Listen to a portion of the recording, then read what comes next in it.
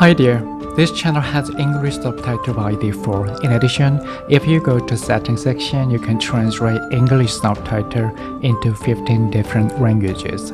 You can set the subtitle in a desktop or notebook as well as mobile YouTube for all type of application version. Today I'm going to talk about the Flemish Renaissance artist. Earlier in the 15th century, even Italians who have fried the Renaissance looked northward to the art of Jean Bagnac. He made a painting that for the first time resembled almost perfectly the real world. So much so that he transformed the craft of painting into the supreme art.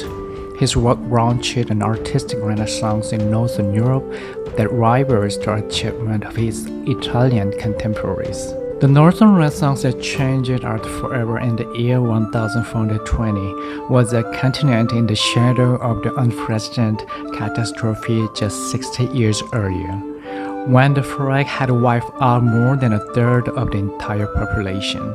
The church was divided with rival popes in Rome and Avignon. But one area was flourishing Flanders in present-day Belgium in Holland, and from there a profound artistic revolution spread out across the continent.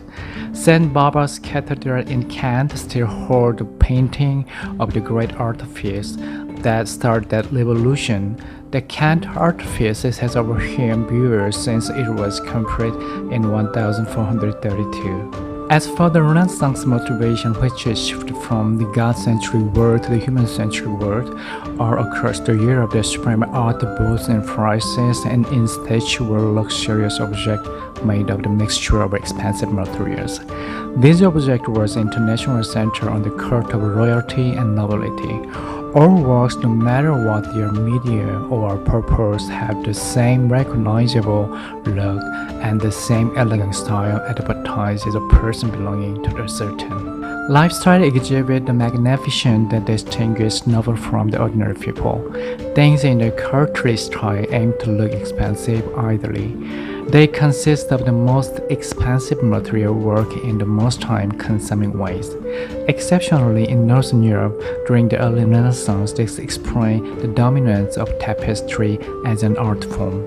The finest tapestry would be woven of silk thread individually and twinned and silver and gold.